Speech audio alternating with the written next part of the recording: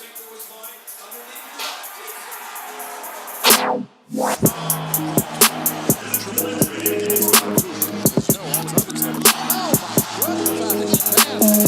me, JT, that was something. 7, 6, 5, DeRozan 4, 3,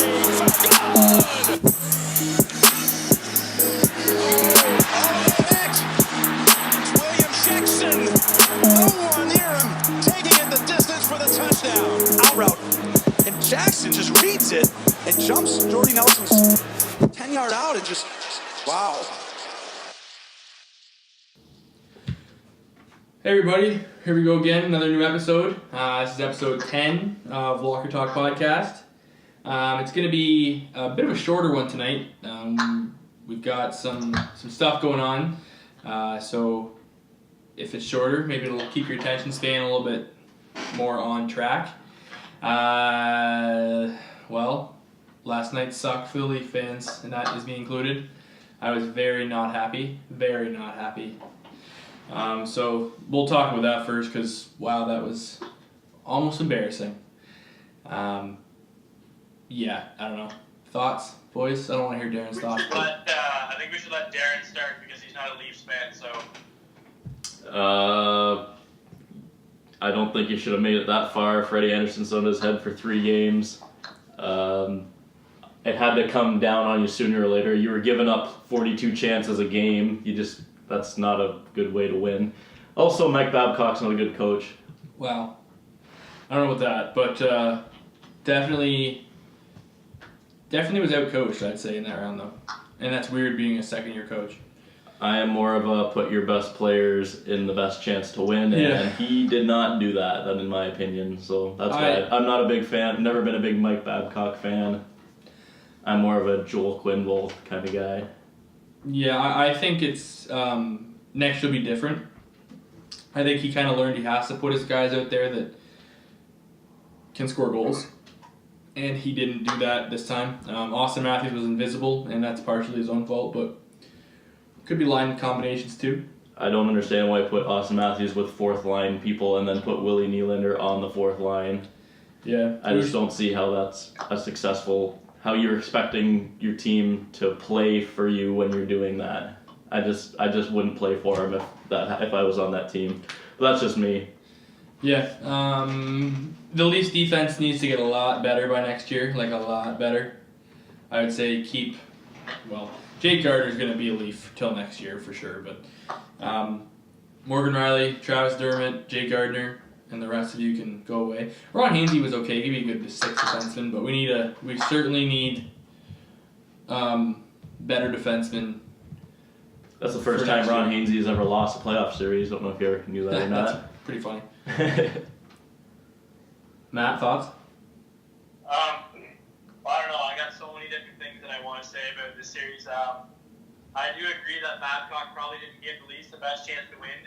His line combinations were really wish-washy. I know they're a team and they should have chemistry, but it's kind of hard to have chemistry with your line mates when the guys you played with all year, all of a sudden you're playing with guys that you don't actually normally play with. So I don't know what he's thinking. James Van Riemsdyk had an alright series for the amount of ice time he got, but I guess that's been all year.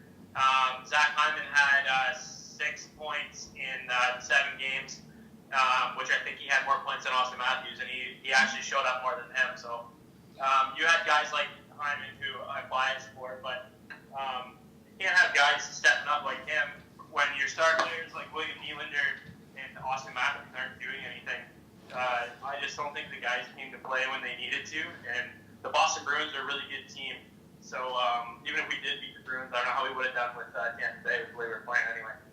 Yeah, I agree. I just think it comes down to we had a lot of forward depth, which is great and everything, but I think we almost maybe had too much of it because it really sacrificed the defensive depth that we certainly lack in. And that needs to be addressed this year. And if that takes trading away a Kapanen or Andreas Johnsson or hopefully not Nylander, but one of those guys that are good forwards that can be good forwards on other teams as opposed to where they are now with the Leafs. And that's what it takes to get a defenseman. Then so be it. I think. We'll give you one Tyson Berry for Kasperi Kapanen. I'd probably take that, to be honest. Like you're gonna throw him a pick as well. I don't know about that. Probably. I don't know. There's some work to be done. But anyway, I don't want to talk about that anymore. I'm just still upset. Let's talk about the other series. So we got round 2 has officially Starts tonight. Yeah, it starts tonight. It's all shaped up nicely. So for the series for this, we got First game is Washington-Pittsburgh tonight. Yeah. Well, let's just start with the schedule where it's supposed to be. So Preds Jets, which shouldn't be a series, but it is. David and Goliath. Yeah. No. Goliath and Goliath. So we got Preds Jets. I don't know what you guys think. Who wins in that series? Who wins the series? It's going 7 games. I can tell you that for free. In In my opinion, that's going 7 games. I like the Predators still, but I think the Jets make a real series out of it. The Jets looked real good against the Wild. Yeah, Darren, they looked real good against the Minnesota Wild. Well, Predators looked good against the Avs, but not as good as I expected them to be. So, True. It'll go 7, but I still can't waver from my Stanley Cup pick. Yeah, I can't either. I still like it. Second series, Sharks and Golden Knights. Goodbye, Vegas in 6. Really? I'm not betting. Vegas is done. Not betting against the Golden Knights again. Analytics have that series as a 50-50 for both teams, so I'm not really sure what to expect from that series. I didn't have I guess I had. No, did I have? Yeah, I had San Jose, but I didn't have Vegas. I'm not really sure what to expect out of that series. I think it's going to be fast on Vegas' side. I think it's going to be fast on both sides. Yeah, I guess. Evander Kane is really good for them now. For San Jose, sorry, that is. I see actually Las Vegas coming out of that just because they're hot and they've had a lot of time off. A nice big middle finger to the league. Yeah, exactly. Because if they ended up going to the conference finals, wow, that would be incredible. So I have the Golden Knights over the Sharks. Matt, you have the Sharks over the Golden Knights. I think I'll have to go with the Sharks as well. Sharks over Golden Knights. Okay. Bruins Lightning. I think Lightning in 5. Another series that should probably be conference final, if not division final. But yeah. Certainly, I think the Lightning beat the Bruins in 5. And I say that because the Lightning have had a lot of time off, and the Bruins, the Leafs pushed them, and they grossly outplayed Toronto, but still the Leafs pushed them. And they did look tired at points, and I'm not too sure about Tuukka Rask. So I'm going Lightning in 5. They don't match up well with their speed and line depth, kind of like the Leafs. I still like Boston. Boston's a machine. How about Jake DeBrusk? He is really good. Yeah, I'm liking Jake DeBrusk. I'd want him on my team any day of the week. Yeah, no kidding. Matt, your thoughts on Lightning Boston? Lightning win in 6. I hope Boston loses badly in one of those games at least. Pens Caps. For the 11,000th time, we have the Pens versus the Caps. And this time, I love it. And this time, the Pens win again. This time, the Caps win. No. Yes. No Malkin, no Hagelin, most likely for this entire series. Matt Murray's looking vulnerable. Backstrom's actually producing in the playoffs for the first time in his career. True. Kuzi's got 8 points in 6 games. Ovi's doing his thing. John Carlson has 12 points, I think. Something like that, yeah. He is. I just think it's Washington's time to exercise their demons. I just don't think so. I don't know. They still have Sidney Crosby, the best player in the world, so I don't bet against the 2-time Stanley Cup reigning champions, and I think they get it done. I don't know how long it's gonna take. I'm gonna go 6. I think 6, and I say that because I just don't think Washington is good. I don't think they're as good anymore in this second round against them. I think they matched up well against Columbus, and I think Columbus kind of didn't have a very good series. So, other than those first 2 games, and then which they only barely won in overtime. Yeah, but I think they look better, but I think they just didn't look very good in the the second in the final 4 games. So yeah, like I said, I'm going with them in 6. Yeah, go with them in 6. Is that all of them for that round? That's it, I guess. Yeah, all 4. Okay, so that's our quick little update on the games. Who's your Conn Smythe vote for right now? At the moment, probably John Carlson. I'm gonna go Jake Gensel. Had a nice 5-point game. He's produced in every playoff game he's ever played in 2 years. He's got how many? 13 goals in 19 playoff games or something like that, which is a lot for a guy who has only been in the league for 1.5 years. So I'm going with that. Who's your Conn Smythe pick, Matt? I'm probably going to say Philip Forsberg from the Predators. He's only got 2 goals. Yeah, he's good. Wait, you just wait. You just wait. You just wait. Yeah, okay. He scored 2 sweet goals, but that's the only 2 goals he ever had in the series. John Carlson has 9 points, by the way. Well, it's still pretty good for a defenseman. I'm not complaining about that, I'm just saying. Alright, so that's pretty much the NHL news. Bill Peters is the coach of the Calgary Flames. There's really no other news to announce in the NHL. Just keep plugging away towards Stanley. Want to do your Idioso of the week? Oh yeah, I'm gonna do Idioso of the week, 2nd week in a row. It's not Brad Marchand this time though. Except he looked pretty stupid on that Casper Kapanen goal, which made me really happy. Idioso of the week is Jake Gardiner for being completely incompetent in the game of hockey last night. Giveaway, he did 13 stretch passes, and 7 of them were intercepted with 2 leading to goals. He sat behind the net a couple times and got picked off and sniped upon, which really grinded my gears numerous times. I actually threw a hat and it broke the peak of it. So kind of upset about that. So thanks, Jake, showing me a hat. But yeah, Idioso of the week goes to Jake Gardiner. Agree? No. Oh. My Idioso of the week goes to the NHL for their very dumb draft lottery thing that they're going to do on this Saturday. So for those of you who don't know, they're going to do picks 15 to, or 16, I guess. 15 to 4. Yeah, 15 to 4 before the Las Vegas Golden Knights and the San Jose Sharks game. And then you have to wait 2 periods to figure out what numbers 1, 2, and 3 are going to be. They'll announce it in the second intermission. Yeah, it is a joke. It doesn't build suspense. It just makes you look. It just frustrates hockey fans. I just don't get it. Yeah, it doesn't make a lot of sense from a. You already know who the top 3 are going to be. Why not just announce them? Yeah. It doesn't make a lot of sense to me. Just get it over with. No one really cares that much.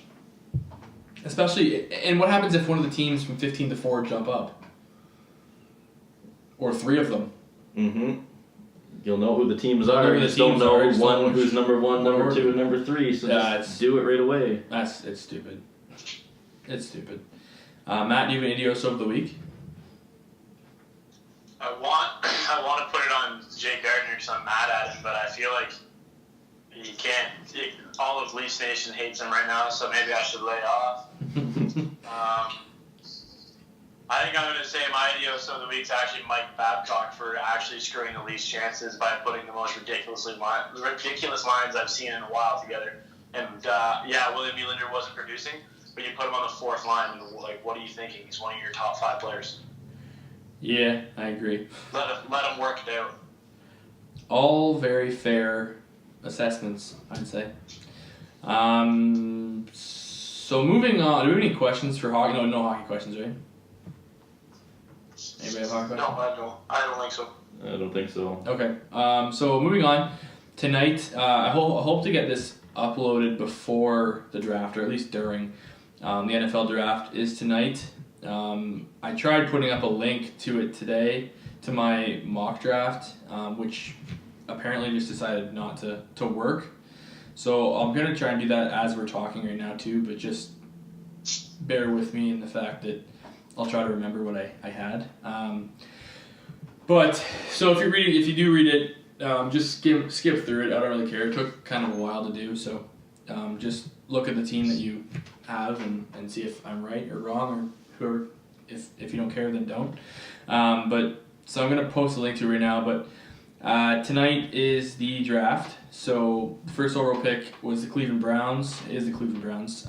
As I'm looking on Twitter right now, it's a lot of people are saying that they believe it's gonna be Baker Mayfield. I wrote this before I knew any of that happenings, so that's not who I had. However, I will go through quickly who I took, and then yeah. Okay, so I just posted it to Twitter. So here it is. So number 1 overall, the Browns is Saquon Barkley, the running back. It's probably one of the best running backs to come out of the draft in 10 years. So I think it'd be stupid for the Browns to pass on him. They probably will though because they're the Browns. But anyway, number 2, Quentin Nelson, the offensive guard to the Giants. He's going to the Giants. He's the best O-lineman in the draft. And the Giants could definitely use some protection. They already have started building their line, but keep building and put something behind it next year. Number 3, the Jets take the best quarterback prospect in the draft, Sam Darnold. He's the most NFL ready. The Jets need to avoid any sort of risk to take him, and he can be the best quarterback since the Sanchez. So, that doesn't sound too promising. No, but at least it's better than what they have for. Number 4, the Browns again, and Bart. Just so you know, I'm not taking into fact any trade possibilities. But number 4, I think the Browns take Josh Rosen. He's my favorite quarterback prospect in the draft. The knocks on him are that he's too smart to play quarterback, which I think is just stupid, because that doesn't make any sense. But the Browns could definitely use some smarts and no risk on the field, so let's go with Josh Rosen here. Number 5, the Broncos take quarterback Josh Allen. Some people think he's going to drop in the draft due to some past Twitter remarks, but we'll see. But I think the Broncos take the big-armed guy from Wyoming. So number 6, the Indianapolis Colts take Bradley Chubb, the best defensive prospect in the draft. The defensive end will help them out greatly. I'm going to fire through the rest. Number 7, the Buccaneers take Minkah Fitzpatrick, the safety. Number 8, the Bears take Denzel Ward. 9, the 49ers take Tremaine Edmonds, the linebacker. 10, the Raiders take Vita Vea, the defensive tackle. Number 11, the Dolphins take potential first overall pick Baker Mayfield. They need a quarterback, so Baker, you're right at home. Welcome. Number 12, the Bills take Lamar Jackson. Could be the steal of the draft. We'll see, but they need a quarterback, and Jackson needs a home. So this would work perfectly, and if he could run that offense, crazy things could happen. Number 13, the Redskins take Marcus Davenport at the defensive end. Number 14, the Packers take Will Hernandez, the offensive lineman. He's a massive guy. He can protect Aaron Rodgers, which he definitely needs help doing with his injuries. Number 15, the Cardinals take Mason Rudolph, the quarterback. They probably don't want. I can see them actually trading up to get a different one, but Rudolph is definitely a quarterback that could probably be in the top 10 any other draft year. But just with this quarterback class, it makes him a little bit lesser of a prospect, but no less of a quarterback.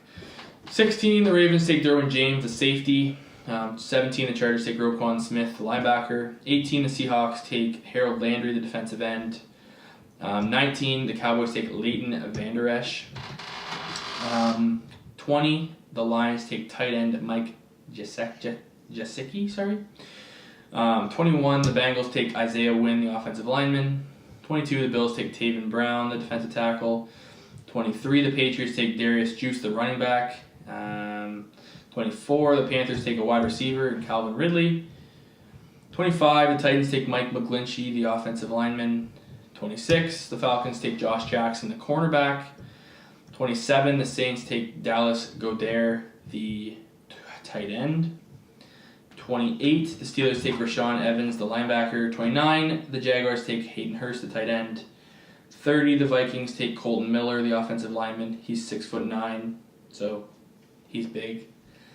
31, the Patriots take Daron Payne, the defensive tackle, and 32, the Eagles take Sonny Michel, the running back. Probably going to be wrong on 90% of those, but gave it a shot, so we'll see. I don't know. Do you guys have any thoughts on the NFL draft? No. Okay. So I had planned on doing a draft, so I just apologize to the, as Tucker calls them, walkie-talkies, that I didn't actually do that. Busy with exams this week. But I think that the Browns will probably take Barkley first, and then I think with their fourth pick, they're going to take Baker Mayfield. Yeah, I feel like that. I don't know. This is a weird draft. It could be. Yeah, the problem is there's so many good quarterbacks, and you actually don't know who's going to produce for you and who won't. Because I mean, yeah, you can see what they do on tape in college, but the NFL is a different animal. So it's hard. We've seen guys get spit up in Johnny Manziel, who I love so much. But yeah, that actually kind of goes into a question we have here. Out of the top quarterbacks taken this year, who do you think is going to have the biggest impact in the rookie season? And that's like so hard to even That's talk really about. tough. I think it depends on where they go. I think it's whoever quarterback the Broncos take. That's fine. Yeah, true. I kind of think, forgetting any sort of schemes and who goes where, I think the best quarterback, the best potential to have the best season would be Sam Darnold, just because he's probably the best quarterback prospect, the most NFL ready. That hasn't necessarily gone well in the past though, with past drafts, that's for sure. But I think Sam Darnold. I think he's prototypical size, sees the field well. I can see him being definitely a decent starter in his first year. Darren? Whoever the Broncos take. So at 6, whoever goes 6th overall will be the best quarterback. I assume it's going to be a quarterback. I assume that's true too. Matt, what do you think? I'll agree with you that he does seem to be the most NFL ready, but to me that doesn't really, like, who's the judge of that? I guess. Because for all we know, Mayfield or any of those guys, Rosen, they could come in and play just as well. It depends on the team they get drafted by. It depends how they fit with the scheme. It depends on the coaching. It depends on the offensive line. It depends on the receivers running the right routes and getting open. There's so many different things that will play into it, so it's hard to really say. But I guess I'll agree with you on that he probably is the most ready. And I guess if I had to pick one, that's who I'll take. Yeah. So that's the draft starts at 8, or now it's 5:30. This is probably the earliest we've ever done a podcast. Sorry if it seems rushed. It is. So I have another question actually. Yeah, okay. Before we get too far from this, should interior offensive linemen, center and guards get as much respect as tackles do when it comes to being important for a team in the NFL draft? And I think that is absolutely true. I know that the tackles get a little bit more credit because sometimes they face a little bit bigger guys, but I think there's not a lot of respect given to centers, especially. They're accurately snap the ball. You only know a center when he makes a mistake, right? So how often do they make one? They have to snap the ball, know the count, and they have to get up and block a 6'4", 330-pound man from hitting your quarterback. So they're really important to teams, and I do think that maybe they should be taken in the draft maybe a little bit sooner than they do. Yeah, and I neglected centers, I'll be honest. Like, I know Billy Price is supposed to go in the first round, and I didn't have him. I thought him go early second, but center is very important. Guard, they're all important. I know, the tackles tend to get the most praise just due to the guys they face, the ends and things. But even, I don't know, there's the mismatch and the stuff in the middle. It wouldn't matter, I don't think, based on the guys are just as good athletes in the middle than they are on the outside.